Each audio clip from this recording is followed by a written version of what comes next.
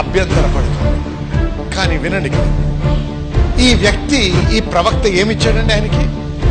మందు ఇచ్చాడా? లేకపోతే ప్రార్థన నూనె ఇచ్చాడా? లేకపోతే మ్యాంటిల్ ఇచ్చాడా? ఏమిచ్చాడు చెప్పండి? మాట ఇచ్చాడు. మాట. ఆ మాటలోనే ఉంది సృష్టించే శక్తి. ఆ మాటలోనే ఉంది స్వస్థత. ఆ మాటలోనే ఉంది నీ విడుదల. అభ్యంతరపడు.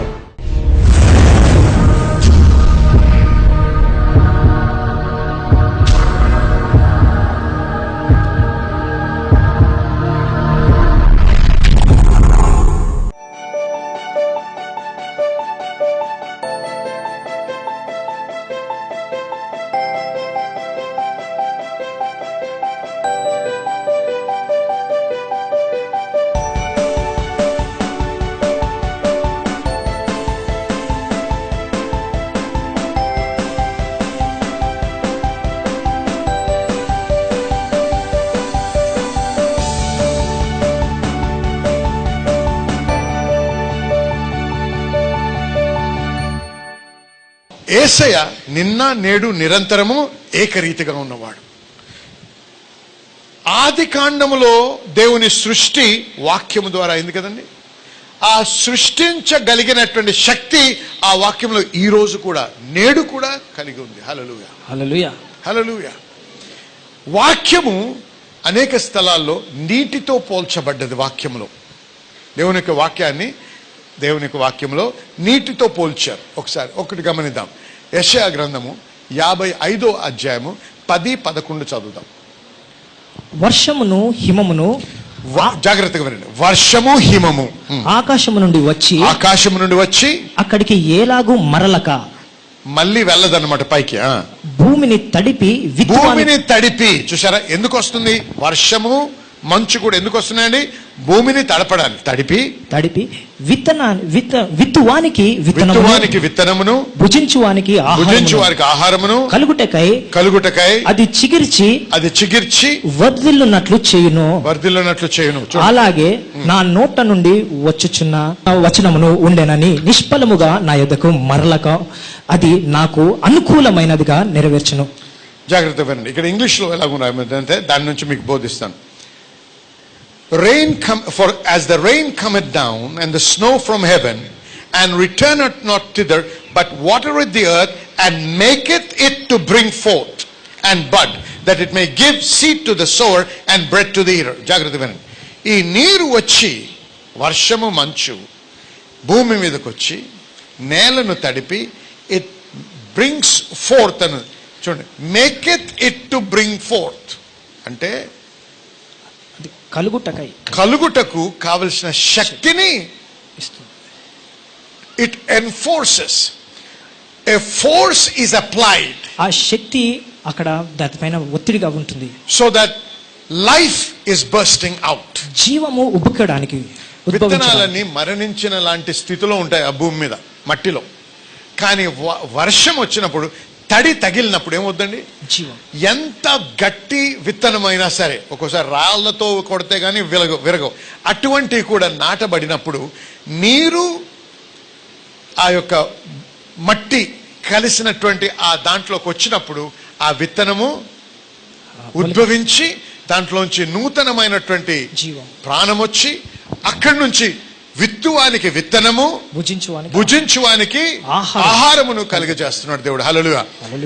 ఏం చేస్తున్నాడు ఇప్పుడు? దీన్ని దేంతో పోలుస్తూ? తన వాక్యముతో పోలుస్తున్నాడు. ఆయన వాక్యము ఎప్పుడైనా సరే వచ్చినప్పుడు మన హృదయంలో అది పండి, ఆయన దేని నిమిత్తమైతే పంపించాడో అది పరిపూర్ణం చేస్తుంది. హల్లెలూయా, హల్లెలూయా. ఏ విధంగా అయితే విత్తనము మరణించిన స్థితిలో ఉంటుందో నీరు వచ్చే వరకు, అలాగే ఆ వాక్యం వచ్చే వరకు మనలో ఉన్నటువంటి పొటెన్షియల్ ఏదైతే దేవుడు ఉంచాడో, సామర్థ్యము, అది బయటికి రాదు. కానీ ఎప్పుడైతే ఆ వాక్యం వస్తుందో, దేవుడు నీలో ఏది నిర్మించాడో అది ఉద్భవించి నూతనముగా నువ్వు ముందు కొనసాగడానికి దేవుని యొక్క ఆశీర్వాదం నీ మీద కుమ్మరించబడుతుంది. అర్థమైన వారు హల్లెలూయా చెప్పండి. హల్లెలూయా. ఆమేన్. Glory to God. మరి ఈ యొక్క వాక్యము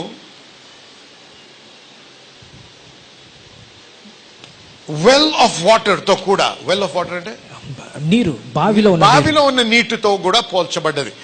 యోహాను సువార్త 4వ అధ్యాయము 13-14 చదువుదాం.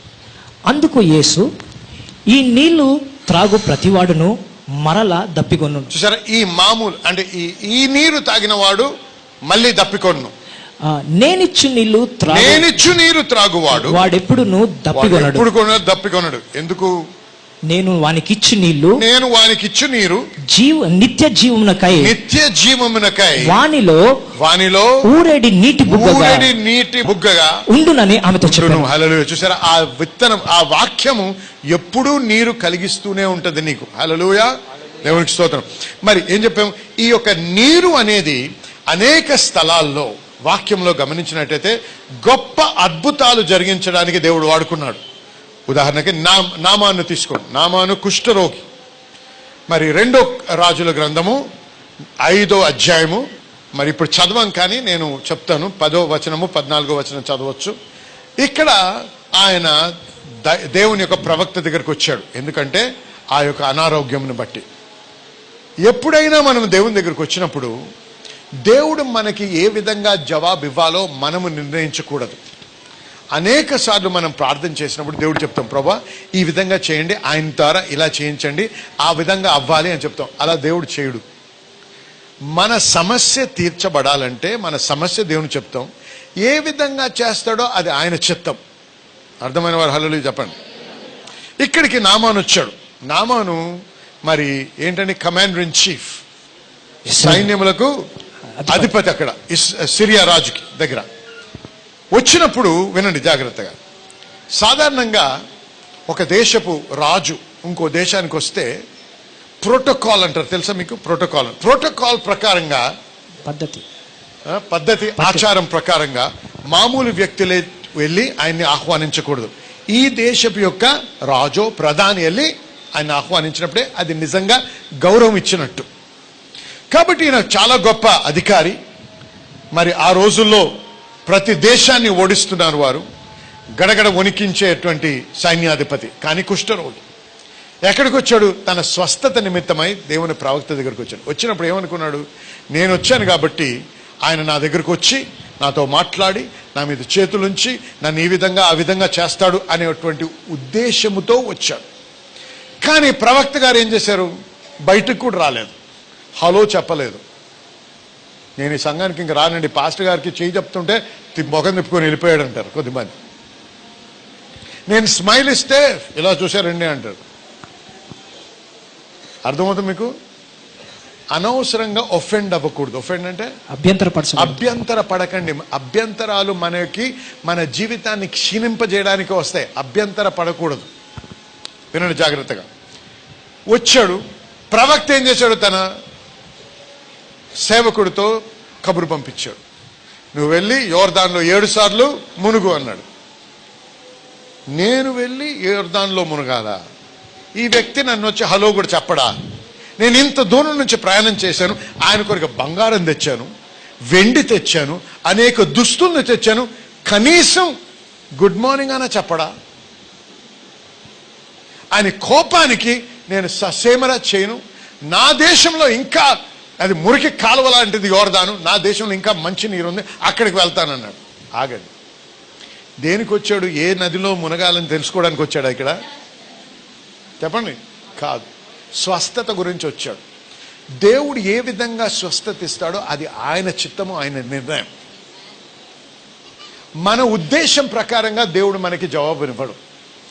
మనము తగ్గింపు హృదయముతో రావాలి. దేవుని దగ్గరకు వచ్చినా, దేవుని యొక్క ఏర్పరచుకున్న ప్రవక్తల దగ్గరకు వచ్చిన వారిని బట్టి నువ్వు అభ్యంతర పడితే నీ యొక్క ఆశీర్వాదం నువ్వు కోల్పోతావు. వినండి జాగ్రత్త, చూపిస్తాను. ఆఖరికి ఆయన సేవకులు చెప్పిన మాట విని యోర్దాన్లో 7 సార్లు మునిగి లేచాడు. 7వ సారి లేచేటప్పటికి ఏ బ్యూటిషియన్ కాదు, ఏ కాస్మెటిక్ సర్జరీ కాదు, లోకంలో ఎవడు కూడా ఇవ్వలేనటువంటి మంచి బేబీ స్కిన్ ఇచ్చాడు దేవుడు. హల్లెలూయా. పసిపిల్లలకు ఉండేటువంటి ఆ చర్మాన్ని ఇచ్చాడు. హల్లెలూయా. హల్లెలూయా. ఆగండి, అభ్యంతర పడకండి. కానీ వినండి, ఇక్కడ ఈ వ్యక్తి, ఈ ప్రవక్త ఏమిచ్చాడండి ఆయనకి? మందు ఇచ్చాడా? లేకపోతే ప్రార్థన నూనె ఇచ్చాడా? లేకపోతే మ్యాంటల్ ఇచ్చాడా? ఏమిచ్చాడు చెప్పండి? మాట ఇచ్చాడు. మాట. ఆ మాటలోనే ఉంది సృజించే శక్తి. హల్లెలూయా. ఆ మాటలోనే ఉంది స్వస్థత. ఆ మాటలోనే ఉంది నీ విడుదల. అభ్యంతర పడకు. యేసయ్య దగ్గరికి వచ్చారు. ఒకరిని చూసి నీ పడకెత్తుకొని నడు అన్నాడు. ముట్టాడా? ముట్టాడా? ప్రార్థించాడా? ఏమి చేయడు. లేచి నడు అన్నాడు. ఇంకోడు వచ్చాడు, అన్నాడు అని మట్టి తీసుకొని దాని నుంచి తయారు చేసి, అదేంటి ఉమ్ము పెడుతున్నాడా? వాడు చూడలేడు. దేవునికి స్తోత్రం, వాడు గుడ్డోడు.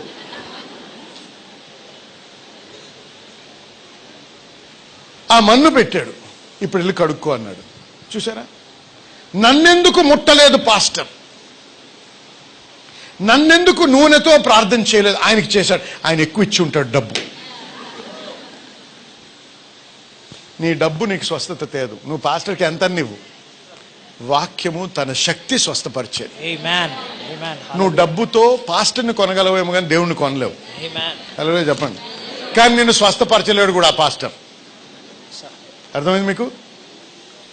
అభ్యంతర పడకండి. దేవుడు ఏ విధంగా మీతో, ఏ విధంగా మీ యొక్క జీవితంలో కార్యం చేస్తాడు. హల్లెలూయా. ఇంగ్లీష్లో ప్రీ కన్సీవ్డ్ ఐడియాస్ అంటాం. ముందుగానే ఆలోచనలు. అటువంటి విధానంలో వచ్చినప్పుడే నువ్వు ఏ విధంగా అయితే ఆలోచించావు ఆ విధంగా చేయలేదు కాబట్టి నువ్వు అభ్యంతర పడతావు, ఒఫెండ్ అవుతావు. లేకపోతే పాస్టర్ గారు నాకు చాలా ఏం చేస్తారు, నాకు తెలుసండి పాస్టర్ గారు, నేను విత్తాలి విత్తనము కాబట్టి నాకు ప్రేరేపణ వచ్చింది కాబట్టి ఇంత చాలా ప్రత్యేకమైనటువంటి మరి సాక్రిఫిషియల్ ఆఫరింగ్, చాలా పెద్ద మొత్తం కాబట్టి నేను పాస్టర్కి ఇస్తున్నాను. ఇచ్చినప్పుడు ఖచ్చితంగా పాస్టర్ గారు నా మీద చేయి ఉంచుతారు, నన్ను నూనెతో అభిషేకిస్తారు, నాకు స్వస్థత కలుగుతుందని ఆశతో వస్తావు. పాస్టర్ గారికి ఇస్తావు, ఆ డబ్బు తీసుకుంటాడు. అది ఎందుకు? సీడ్ అంటాడు అని తీసుకొని, ప్రభా I release healing, you are heal, go అంటాడు. అంతేనా? 10 నిమిషాలన్నా ప్రార్థన చేస్తా. ఇంత డబ్బు ఇచ్చాను, 10 నిమిషాలన్నా ప్రార్థన చేయడం నా కొరకు. అర్థమవుతుంది మీ అందరికి నేను చెప్పేది? కాబట్టి ఏమవుద్ది? నువ్వు అభ్యంతర పడతావు. ఆ అభ్యంతర పడతావు కాబట్టే నువ్వు ఎంత ఇచ్చినా అది అవ్వదు. అభ్యంతర పడకండి. వాక్యము విడుదల చేయబడ్డప్పుడు విశ్వాసంతో స్వీకరించడం నేర్చుకోవాలి. మనం కూడా ప్రతి వారం వాక్యం విడుదల చేస్తూ ఉంటాం. అనేకులకు ఎందుకు జరగదో తెలుసా? కొద్దిమందికి ఎందుకు జరుగుతుందో తెలుసా? వినండి జాగ్రత్తగా. అనేకులు ఈ వాక్యం పలుకుతున్నాం చూసారా? ఆయన గురించి నాకు తెలుసండి అంతా. ఆయన ఎటువంటి వాడో నాకు తెలుసు. మీకు తెలుసుంటే మీరు కూడా అమ్మరు. ఆయన చిన్నప్పుడు ఎలా బతికాడో నాకు తెలుసండి. నేను ఆయన క్లాస్మేట్.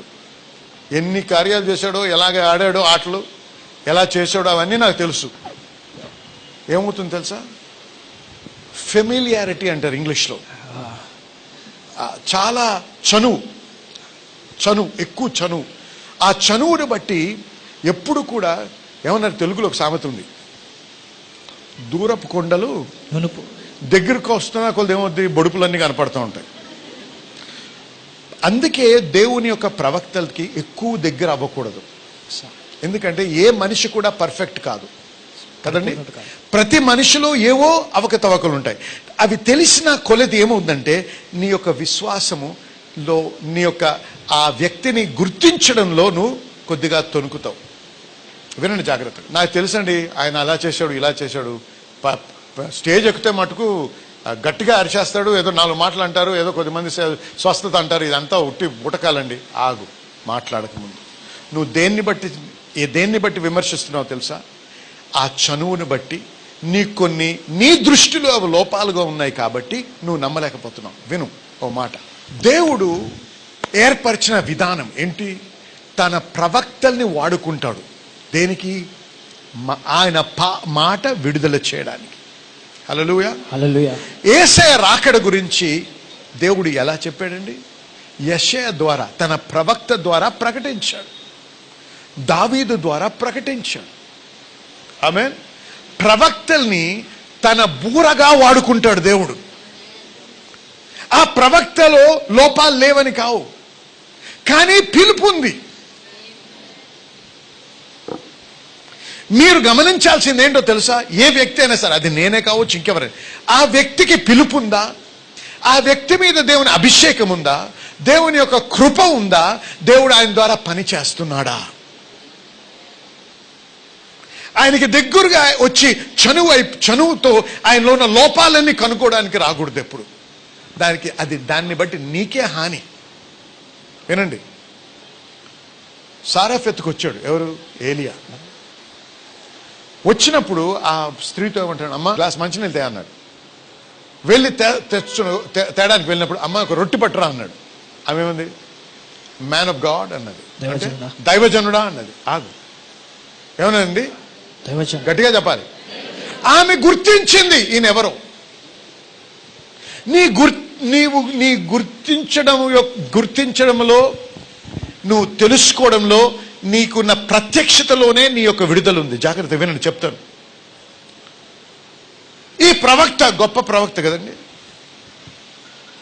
దేవుడు అద్భుతంగా వాడుకున్నాడు. మరీ దగ్గరికి వస్తే లోపాలు కనపడతాయి. ఏలియా ప్రవక్త.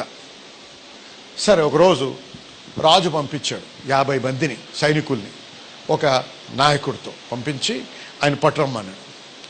వచ్చారు, ఆయన ముందు నిలబడ్డారు. కొండ మీద ఆయన ఉన్నారు. అయ్యగారు అన్నారు, ఏంటి? మ్యాన్ ఆఫ్ గాడ్, దైవజనుడా, రాజు మిమ్మల్ని రమ్మంటున్నాడు అన్నాడు. ఏమైనా తప్పు పలికాడా? చెప్పండి, ఏమైనా తప్పు మాట్లాడా? నేనే దేవుని యాజకుడినైతే, if I'm a man of God, దైవజనుడైతే, నేను దైవజనుడైతే పరలోకం నుంచి అగ్ని రమ్ము అన్నాడు. అంతే, ధ్వంసం అయిపోయారు. దేనిని బట్టి? అరే, హంతకుడు అనొచ్చు. మాట్లాడండి. లోపాలు కనుగోవద్దు. ఆమె మ్యాన్ ఆఫ్ గాడ్, దైవజనుడా, గుర్తించింది. అందుకే ఆయన చెప్పింది చేసింది. నీ యొక్క గుణశీలత నాకు తెలుసు. నిన్ను వాడుకుంటాడా దేవుడు? నీలాంటి వాడిని వాడుకుంటాడా దేవుడు? పిలుపు ఉందంటే దేవుడు వాడుకుంటాడు. హల్లెలూయా, హల్లెలూయా, హల్లెలూయా. అంటే అది లైసెన్స్ కాదు, పాపంలో జీవించవచ్చు దైవ సేవకుడని కాదు. కాదు, ఒకటే చెప్తున్నా, ఏ మనిషి కూడా పర్ఫెక్ట్ కాదు. గమనించండి, యేసయ్యని అనేక మంది ఉన్నారు, స్కాలర్స్ అంటే నిపుణులు, వాక్యంలో నిపుణులు ఉన్నారు. ఏమన్నారు? ఈయనలో బెల్జెబూబ్ ఉందన్నారు, అన్యాయస్తుడు అన్నారు, ఆయన వినొద్దు అన్నారు, ఆయన తమ్ముళ్ళు ఎవరో అన్నలు ఎవరో మాకు తెలుసు, వాళ్ళ అక్క చెల్లెలు ఎవరో మాకు తెలుసు అన్నారా? అన్నవారు ఎవరైనా అద్భుతాన్ని పొందారా? ఎందుకు? అభ్యంతరము. హల్లెలూయా చెప్పండి. హల్లెలూయా. కానీ అదే జన సమూహంలో కొద్దిమంది ఉన్నారు. ఏమన్నారు కొద్దిమంది? నాకు తెలుసు నువ్వు ఎలా పుట్టావు, మీ అమ్మ మీ నాయన పెళ్లి చేసుకోకముందే నువ్వు పుట్టావు. హల్లెలూయా, అర్థమవుతుంది మీకు? అలా మాట్లాడేవారు. కానీ మనకు తెలుసు పరిశుద్ధాత్మ ద్వారా జన్మించాడు. చదువుకున్న వారు ఆ విధంగా మాట్లాడితే, చదువు లేని పామర్లు ఏమన్నారో తెలుసా? నువ్వే మెస్సయ్యవి. ఆమేన్. సన్ ఆఫ్ డేవిడ్, దావీదు కుమారుడు ఆయన. అవును. నువ్వు ఏ విధంగా గమనిస్తావో, ఏ విధంగా గ్రహిస్తావో, ఏ విధంగా స్వీకరిస్తావో దైవజనుల్ని, ఆ విధంగా నువ్వు ఆశీర్వదించబడతావు. విమర్శిస్తూ ఉంటే నువ్వు దేనిని విమర్శిస్తావో దాన్ని తృణీకరిస్తావు. నువ్వు దేనిని ఆశిస్తావో దాన్ని ప్రేమిస్తావు. హల్లెలూయా చెప్పండి. హల్లెలూయా. నువ్వు ఏ ఏ ఏ వరాన్నైతే నువ్వు ప్రేమిస్తావో దాన్ని ఆకర్షిస్తావు. దేన్ని నువ్వు ద్వేషిస్తావో లేకపోతే విమర్శిస్తావో అది నిన్ను దూరపరచుకుంటావు. కాబట్టి మనం నేర్చుకోవాల్సిందేంటి? ఆయన ఎవరినైనా వాడుకుంటాడు దేవుడు. అది దేవుని మాట అంటే వినాలంతే. మనుషులు దొరకకపోతే దేవుడు గాడిదను కూడా వాడుకున్నాడు. మనం పరిపూర్ణం కాదేమో కానీ గాడిద కంటే విలువైన వాళ్ళం మనం. ఆమేన్. కాబట్టి దేవుడు వాడుకుంటాడు. వాడినప్పుడు ఇది దేవుని యొక్క మాట అని చెప్పినప్పుడు దాని విశ్వాసంతో మీరు స్వీకరిస్తే ఆ వాక్యములో ఉన్న సృజనాత్మకమైన శక్తి మీ జీవితాల్లో పనిచేసి మీరు అద్భుతాలు అనుభవిస్తారు. ఆమేన్ చెప్పండి. హల్లెలూయా, హల్లెలూయా. దేవునికి వాక్యం అంత బలమైంది, అంత శక్తి గల. ఏ సమస్య అయినా దేవుని వాక్యం తీర్చగలదు. ఎటువంటి ఇబ్బంది ఉన్నా దాన్ని విడిపించగలదు. మధ్య ఉన్నటువంటి ఒక సహోదరి మరి కళ్యాణి గారు 3 సంవత్సరాలు మరొక కంపెనీలో మరి తన జాబ్ చేశారు. అక్కడి నుంచి తన పిఎఫ్ పొందుకునేటువంటి విషయంలో మరి ఎన్ని ప్రయత్నాలు చేసినా కూడా తన బాస్ కి తన ఫోన్ చేసినా కూడా రిసీవ్ చేసుకోకపోవడం, ఆఫీస్ ఏ విధంగా కూడా ప్రతిస్పందించకుండా తన పిఎఫ్ ఇంకా మర్చిపోవాలి, వదులుకోవాలి అనేటువంటి పరిస్థితి ఏర్పడింది. కానీ తన విడిచిపెట్టలేదు. దేవుని నామంలో మరి ప్రార్థన చేస్తూ ఒప్పుకోలు చేస్తూ తన డైరెక్ట్ గా మరి పిఎఫ్ ఆఫీస్కి వెళ్ళి కూడా అప్లై చేశారు. మరి 2 ఏళ్లు గడిచిపోయింది. తన ఈ యొక్క సంవత్సరం ఇవ్వబడినటువంటి మాట సహజాతీతమైన సమృద్ధి అనేటువంటి మాటను ఒప్పుకోలు చేస్తూ మరి ఆ యొక్క ఇంక్రీజ్ అనేది కనపడాలనే ఒప్పుకోలు చేస్తున్నారు. అయితే తను ఆశించింది ఒక అమౌంట్, అంటే 2.5 సంవత్సరాలు అక్కడ ఉద్యోగం చేశారు. తను ఆశించినటువంటి అమౌంట్ ఒకటైతే దానికి కరెక్ట్ గా రెట్టింపు డబుల్ పొజిషన్ తో మరి దేవుడు దీవించారు. మరి తన పిఎఫ్ అంతా రిలీజ్ అవ్వడానికి సహాయం చేశారు. మరి ఎన్నాళ్ళుగానో మరి ఒక బైక్ కొనుక్కోవడానికి బాబుకి విత్తనం నాటుతున్నారు. మరి దశంభాగం కూడా తన 20% వరకు ఇవ్వడంలో మాత్రం నేను ఎంతగానో ఇక్కడ నేర్చుకున్నాను. మరి దాన్ని బట్టి ఇవాళ నేను ఆశీర్వాదం చూస్తున్నాను అని చెప్తున్నారు. ఒక నూతనమైన బైక్, ఇవాళ ఆ బైక్ లోనే వాళ్ళు రావడం జరిగింది, బ్లెస్ అయ్యారు. వాళ్ళ పాపకు కూడా మొబైల్ కోసం మరి ఎంతగానో ఆశపడుతున్నారు. ఇవన్నీ సహజంగా అయితే వాళ్ళకి సాధ్యం కానటువంటి విషయాలు, కానీ దేవుని యొక్క సమకూర్పు ద్వారా అవన్నీ కూడా కొనుక్కోవడానికి దేవుడు కృప చూపించారు. ప్రభువైన యేసుక్రీస్తు నామానికి మహిమ కలుగును గాక. తన కుడి కాల్లో కూడా మరి చాలా రోజులుగా నొప్పితో బాధపడుతున్నారు. కానీ దేవుని మందిలో స్తుతిస్తున్నప్పుడు మరి ప్రత్యేకమైనటువంటి స్వస్థత కొరకు ప్రార్థన చేస్తున్నప్పుడు కూడా లేసి విశ్వాసంతో పొందుకుని అద్భుతమైన స్వస్థతను అనుభవించారు. యేసుక్రీస్తు నామానికి మహిమ కలుగును గాక. I don't know if you're a believer or not. If you're a believer, you have a name that is above every other name. Whatever the devil stole from Adam through deception, Jesus got it back with a power.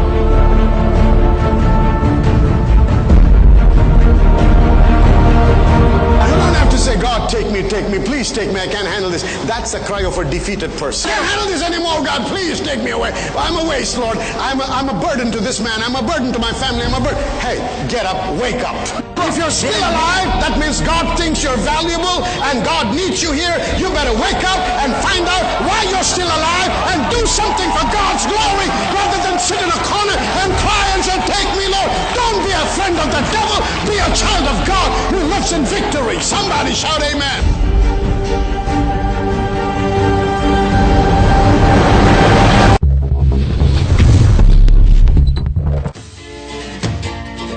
We learned many things like character development and how to build a character to experience the God blessing in our life.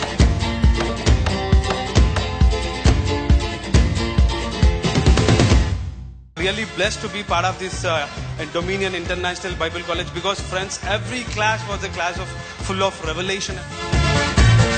The more I am exposed to the word of God, I realize that the more ignorant I am, and I have learned so much of the Bible college.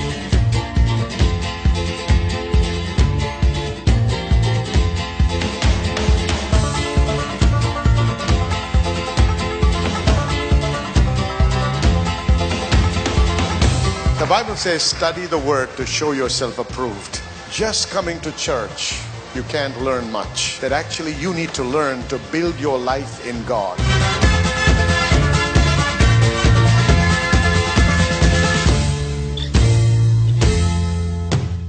హల్లెలూయా, దేవునికి స్తోత్రం. మరి మీరందరూ కూడా మా యొక్క programme ద్వారా ఆశీర్వదించబడుతున్నారని నమ్ముతున్నాము. మరి ప్రత్యేకంగా ఈ దినమున మీరు వినినటువంటి వాక్యాన్ని బట్టి మీరు ఆత్మీయంగా బలపడ్డారని, ఆశీర్వదించబడ్డారని నమ్ముతూ దేవునికి మీతో పాటు మేము స్తుతులు చెల్లిస్తున్నాం. దేవునికి మహిమ కలుగును గాక. ఇదే కాకుండా మేము అనేక మంది సాక్ష్యాలు పంపుతూ మాకు తెలియపరుస్తున్న విషయాలు ఏంటంటే, అనేకులు కణుతుల నుంచి విడుదల పొందడము, స్వస్థత నొందడము, చర్మ వ్యాధుల నుంచి స్వస్థత నొందుతున్నారు. దీర్ఘకాలపు నొప్పుల నుంచి, మరి అది ఆర్థరైటిస్ అవ్వచ్చు, లేకపోతే థైరాయిడ్ అవ్వచ్చు, ఇటువంటి వాటి నుంచి కూడా వారు స్వస్థత పొందారని మాకు సాక్ష్యాలు పంపుతున్నారు. వారందరిని బట్టి దేవునికి స్తుతి చెల్లిస్తున్నాం. దేవుడు చేస్తున్న మహత్కార్యాలను బట్టి మరి దేవునికి ఘనత మహిమ కలుగును గాక. మరి ఈ దినమున ఈ ప్రోగ్రాం ముగించక ముందు మీలో ఇంకా అనేక మంది అస్వస్థతగా ఉన్నారని మాకు తెలుసు.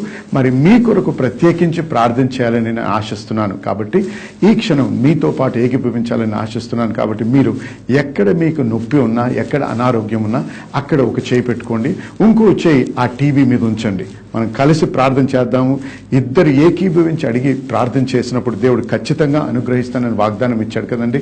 మరి ఆ వాగ్దానాన్ని బట్టి మరి ఆయన పొందిన గాయముల చేత మనం స్వస్థత నొందితిమి అన్నారు. దేవునికి స్తోత్రం, హల్లెలూయా. నొందబోచటం లేదు, మనం నొందితిమి. కాబట్టి నమ్మండి, విశ్వసించండి. ఈ ప్రార్థన చేసినప్పుడు దేవుని యొక్క శక్తి, దేవుని యొక్క ఆత్మ మీ మీద వచ్చి మిమ్మల్ని తాకి మిమ్మల్ని స్వస్థపరుస్తారని నేను నమ్ముతున్నాను. కాబట్టి దయచేసి ఏకీభవించండి. ఇప్పుడు ప్రార్థన చేద్దాం. పరిశుద్ధ దేవా, మీకు స్తుతి చెల్లిస్తున్నాం. మీకు మహిమ కలుగును గాక. ఈ సమయంలో ప్రతి బిడ్డ ఎవరైతే నాతో ఏకీభవిస్తున్నారో, ఎవరైతే అనారోగ్యంతో అస్వస్థతతో బాధపడుతున్నారో, ఎవరైతే సాతాను యొక్క బంధకములో ఉండి వాటి నుంచి విడుదల పొందలేని మరి బంధించబడిన స్థితిలో ఉన్నారో వారందరి నిమిత్తం ప్రార్థన చేస్తున్నాం. ఈ సమయంలో ప్రభా యేసు నామములో ప్రతి విధమైన అనారోగ్యాన్ని, నొప్పులను, చర్మ వ్యాధులను, మరి ఆర్థరైటిస్ ని, థైరాయిడ్ ని, రకరకాలైన బాధల నుంచి విడుదల కలుగును గాక అని యేసు నామములో ఆజ్ఞాపిస్తున్నాం ప్రభా. ఎందుకంటే మీరు ఇచ్చిన వాగ్దానాన్ని బట్టి, మీ వాక్యాన్ని ఆధారపడి ప్రభా మీకు స్తుతి చెల్లిస్తున్నాం. మీ వాక్యమును బట్టి, మీరు పొందిన గాయములు బట్టి ప్రభా మీ బిడ్డలు ఈ క్షణమే స్వస్థత నొంది తీరి ప్రభా. కాబట్టి మీకు స్తుతి చెల్లిస్తున్నాం. మీకే మహిమ కలుగును గాక. మీకు స్తోత్రం, హల్లెలూయా. ఏకీభవించిన వారందరూ కూడా నాతో పాటు ఆమేన్ చెప్పండి. హల్లెలూయా. నేనైతే నమ్ముతున్నాను మీరందరూ కూడా స్వస్థత నొందారని. మీరు పొందినప్పుడు, అది అనుభవించినప్పుడు మరి ఏమాత్రం ఆలస్యం చేయకుండా మా నంబర్లు మీకు కనపడుతూ ఉంటాయి, మా ఫోన్ నంబర్లు, వాటికి ఫోన్ చేయండి, మాకు తెలియపరచండి. మీతో పాటు మేము కలిసి దేవుణ్ణి స్తుతించడానికి మాకు మంచి అవకాశాన్ని కలిగించండి. మీకు దేవునికి స్తోత్రము, మహిమ కలుగును గాక. మళ్ళీ మనం తిరిగి మీతో ప్రార్థన చేయడానికి మరొకసారి దేవుడు తరుణం ఇచ్చినప్పుడు ఖచ్చితంగా చేద్దాం. దేవునికి మహిమ కలుగును గాక. ఆమేన్.